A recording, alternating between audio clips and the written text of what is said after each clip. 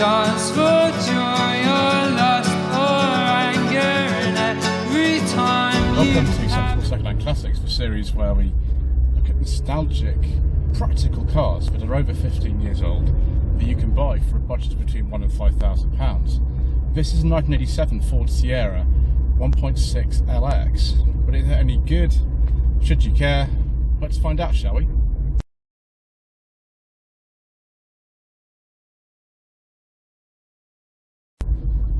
So the Ford Sierra was something of a revolutionary car when it was launched back in 1982. Of course, we've covered one of those before on the channel. It was a 1989 2-litre GLS Sapphire. This is a bit earlier, it's a similar colour, but it has just the 1.6 Pinto engine in it, which was a very, very good engine actually. Very, very well regarded back in the day. Unfortunately, they saw fit to sort of change that in a lot of later Sierras, and so by the end I don't think any cars had Pinto engines in them. The first of the cars that line up would be the 1.3, only available in base and L trim. I think that didn't even survive a facelift as far as I remember, but I could be wrong about that. 1.3 Pinto engine with just 59 horsepower. I bet those were pretty slow. Then we have this 1.6, which develops about 74 horsepower. Above that, there was a bit later on, about 1985, a 1.8 litre Pinto with 89 horsepower. That was replaced around 1988 with a 1.8 CVH engine, which has dreadful, dreadful oil leaks.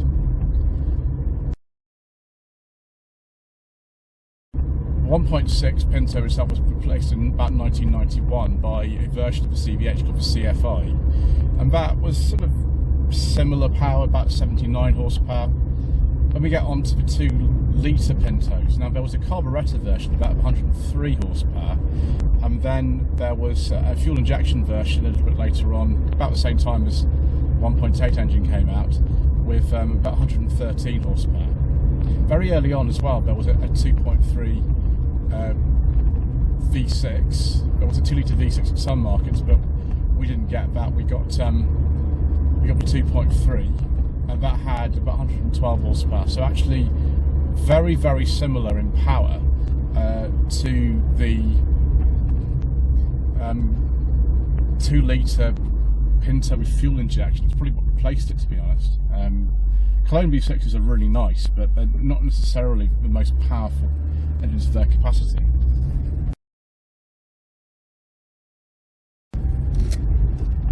Then we get on to the really exciting stuff. First of all, 2.8 Cologne V6 with 148 horsepower. Later replaced in 1987 by a 2.9 with about the same power, about 148 horsepower. Above those, the two engines that are probably the most exciting of all. We've got the 2-litre turbo Cosworth engine with 204 horsepower, and then right at the top, the RS500 Cosworth with 224 horsepower. There are also some diesels available, but as usual, due to controversial government legislation and all kinds of other reasons, we don't talk about diesels on this channel. We do talk about what this Sierra is like to drive. This 5-speed Type 9 gearbox is quite a long throw. In fact, it's an extremely long throw. Surprisingly so. But it's okay. I mean, this car's very old now. It's over 35 years old, and so you'd expect a bit of floppiness in it. Steering actually isn't too bad. I don't think this has power. I'm told it doesn't have it. It feels somehow like it does, but I don't think it does have it, and it's absolutely fine. Even at parking speed, it's okay, which I'm quite surprised about. Mind you, the Mark II Cavalier that Dave used to own, who has this car as well now, that was actually remarkably easy to drive without power steering.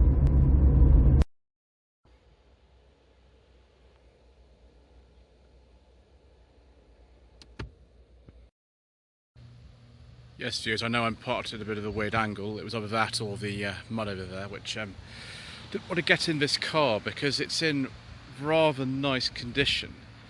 This is an early facelift Sierra. This is an August 87 registration, and compared with the previous car, all of them got virtually the same front end. I don't think I've ever seen a car in terms of the variation of trim level that looks so different, but the early Sierras, the ones up to 1987, the base model and the gear were just unrecognisable from each other. They had totally different headlamps, they had totally different bumpers, they had different door mirrors. The grills, well, you got a basic black plastic grille on a base Sierra, and the gears were a bit like this, or the higher end ones. You didn't get the grille at the top at all. You don't actually need it in this car because the air intake's underneath the bumper, so you don't need it. But you know, it was reinstated on the right-hand drive Sapphires, of which I filmed an example already back in 2021. It was similar colour to this. I don't know if it's exactly the same shade of gold. This car is quite a survivor. It was in a barn for about 15 years, and that's probably what's preserved it, because Sierras of this particular era in particular were known for the most horrific rust you've ever seen in your life. I know that because, as I said in my previous video back in 2021, a friend of mine whose father was a Commodore in the Navy, he had a 1988 1.8 LX. It wasn't this colour, but it looked very similar to this, and the rust on that was just awful. By the time the car was about 8 or 9 years old, it was scrapped, and the worst areas on them were these rear arches here and the sills, and this car's got fantastic arches. I think at one point one of the sills has been repaired for an MOT in the distant past, but apart from that, this car, because it's been in storage for about 15 years, I think it was, it's in great condition. There's a few little sort of little marks on it, but there's nothing really to be worried about. It's only done 53,000 miles, so a real survivor, and not even like a Gear or a Cosworth or anything, just a normal Sierra. So we'll have a look at the boot first. One of the reasons why you might buy this as opposed to I don't know, any other things that would have been around in the early 80s, such as, I don't know, a Bluebird or something like that. You open up the boot and there is tons of space, absolutely loads of space. The cell's a bit high. It's a shame that the facelift came in 87, they didn't actually address this particularly, but the cell's a bit high. But you know, there's tons and tons of space in here, and a nice fitted carpet. If I can actually find out where to lift this up to a spare wheel, I will. It might take me a little while, but yeah, that's good. Oh, there we go. Just comes away here. Whoops. Yeah, spares in there. I'll have to fit that back as well. But yeah, it's actually down there. We can just move the rest of this out of the way. There we go. There we go. There is the spare. Just try to attach that in a second, dears. But yeah, big boot area, split folding seats. If you wanted even more space, you could go for the Estate, or if you wanted different shape, you go for the Sapphire. The Sapphire, I think the boot capacity was maybe very slightly larger, but you didn't have this sort of hatch to load stuff in. The sort of loading was a bit more difficult for bigger items. So yeah, it's fantastic. And after about 1984-85, they got these little sort of strakes here for high-speed stability, because for some reason the earlier ones didn't actually go in a straight line very well at high speed, so they put these on to sort of deal with the issue. Right, I think what we're going to do is put this all back, and then we'll have a look at the back seats. I was just reading through some of the history that Dave, who owns this car, has, and the previous owner, who had it just for a few months, did this up to a very high standard and fixed a lot of things on it. So, you know, boot struts work, doors are all good, doors have no rust on them either. Easy to get in the back, very typical 1980s sort of upholstery, particularly 1980s Ford upholstery. Headlining is good, manual sunroof, which we're not going to touch because I gather that doesn't work properly, which is fine. Old sunroofs are not something I tend to touch anyway. So just an LX, so no sort of rear head restraints, no central armrest, but this fabric, if this fabric doesn't make you feel nostalgic, if you sort of grew up in the 1990s like I did, and you know, you sort of saw this at the interior of all these Fords, like, you know, Mark IV Escorts, things like that, it just makes me feel very nostalgic. Even we weren't really a Ford family ourselves, but I just knew tons of people who owned them. High adjustable seats, seat belts, which is good. Yeah, very, very comfortable. Quite a lot of legroom actually for a car of this era. Headroom is okay as well. Yeah, just you can imagine it's just a typical family car of the time, isn't it? This along with the Mark II Cavalier, which of course Dave also used to own. He had one of these, and a few years ago I was actually in this very spot filming it. That was immaculate as well. A bit different from the Cavalier though inside here. We've got these sort of typical Ford things where you have the two wiper and light stalks together, which I've never quite liked, because that to me just means that if you're not very careful, you can knock all the lights out when you're turning wipers on and off. This is the highest spec dashboard that they had. There were actually 3 dashboards for Sierras. There was a lower spec, a higher spec, and then right at the end, I think 1991, they got a little more curved dash. But none of them have airbags or anything like that. It's funny to thinking this is the higher spec dash, but what is the lower one like? Because we've actually got, you know, holes, plenty. We've got this big hole here. I'm not sure what that was for really. We've got another hole down there. So we've got a couple of blanking plates there. So what was the basic one like? Typical Ford 1980s sort of fader control for the stereo. Quite good to have these you know, heat controls here, but it's not very easy to see the fan speed. You just have to know that was there. And of course, absolutely typical 1980s Ford hazard light switch on top of the steering column there. I don't think the secret mission documents are going in there, you know. I mean, I'll try, but it doesn't look like they're going to go in, which is a shame. Have we got a coin tray? No, we haven't. We've got an ashtray, though. And a cigarette lighter, which is all very clean and nice. Quite big door pockets, actually, as well. Don't get any on the back of the rear seats, but you didn't get any of the back of the rear seats in a GLS, so Ford just obviously went into that. A little bit of sort of glue coming off on the door cards, but nothing really to worry about. Again, these doors are immaculate. I can't stress enough the condition of this in comparison with like what most of these were like in the 1990s. Yeah, a windy window handle for sunroof, but we're not going to touch that because, yeah, that's a bit scary.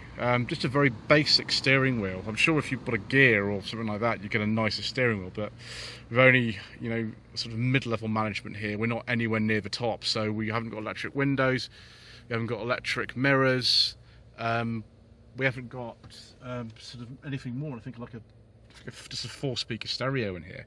We have got the original one though, which is very nice, the original 4 branded one. Which is lovely. Type 9 5-speed gearbox in this. You could also get a 4-speed manual or an automatic. I think automatics were available mainly on the sort of 2 litres and above. I could be wrong about that. In 1989, when they changed the 2-litre Pinto engine for the 2-litre twin cam engine, they changed the gearbox as well to the MT75 gearbox, which I did try in the last year I drove, and it didn't seem that nice. This is for some reason better. I don't know why. Right, let's have a look under the bonnet, shall we, at this lovely Pinto engine. So, 1.6 Pinto engine here, developing about 74 horsepower. It's incredibly easy to work on one of these engines. The cam belt cover is there. Some people say you can do a Pinto cam belt in less than 30 minutes, which is amazing.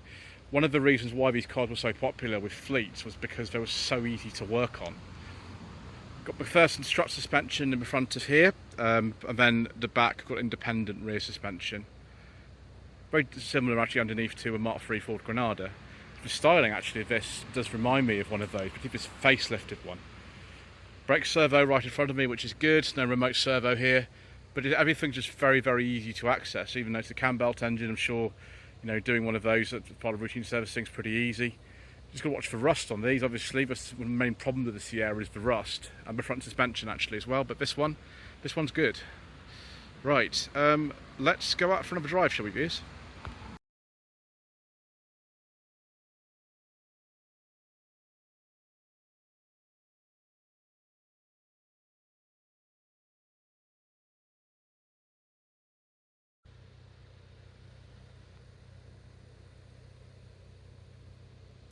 This car feels a lot quicker to drive than the 74 horsepower output would suggest. Actually, it feels absolutely fine for keeping up with traffic.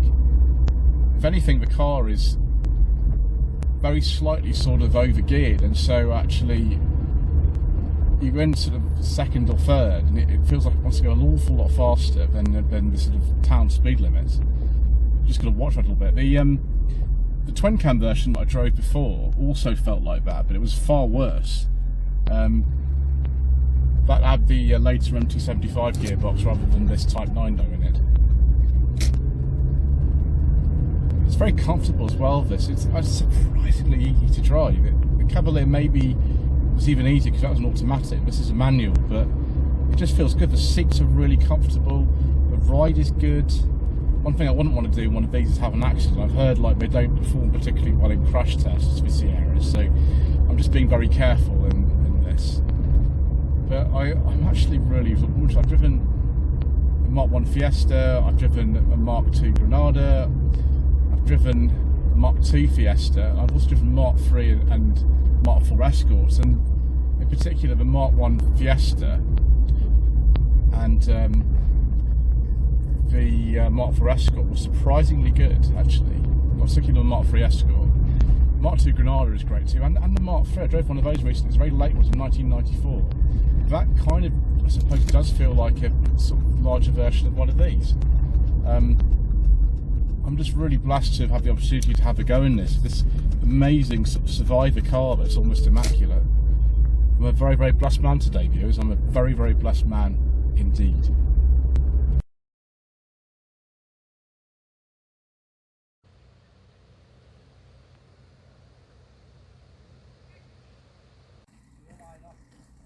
Let's now look at some Ford Sierra hatchback trim levels.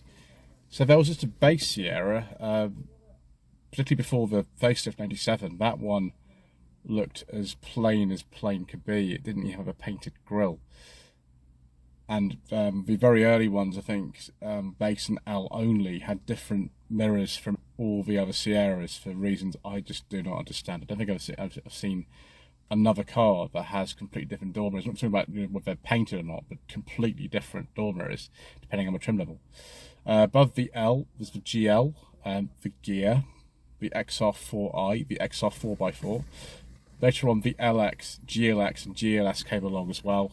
Those, I think, the GLX and GLS were on the facelifted cars. There are also tons of special editions, such as the Quartz, the Laser 2, the Fresco, the Azura, the Chasseur, I think was on a 1.8 engines, the GT, it was a very, very late one, and then the XR4x4 Plus. I haven't forgotten about the Cosworth either. There was an RS Cosworth hatch in 86, then there was the RS Cosworth 500 in 87, which had more power, and then of course the four-wheel drive and two-wheel drive Sapphire Cosworths, which made a production, I think, late 92, early 93. So viewers, should you consider a Ford Sierra for your hard-earned budget between £1,000 and £5,000, a sensible second-hand classic? Well, if you want one of these, you've got to watch for rust on them. I think I've been referring to that quite a lot in this video. The worst ones apparently were the 86, 87 cars, like just before this one. Called D for Doom in the road trade apparently, back in the day.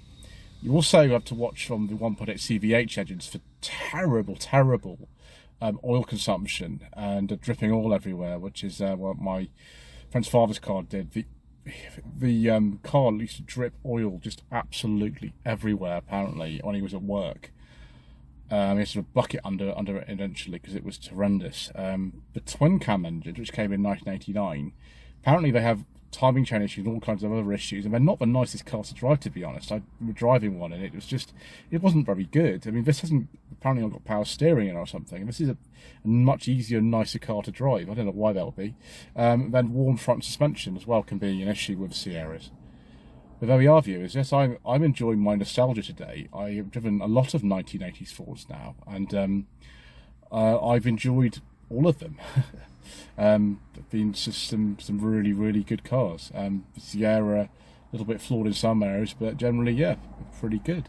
Anyway, thank you ever so much indeed once again for watching. Please don't forget to subscribe to the channel, like this video, leave a comment below, and we shall see you again soon for some more reasonably priced nostalgic motoring.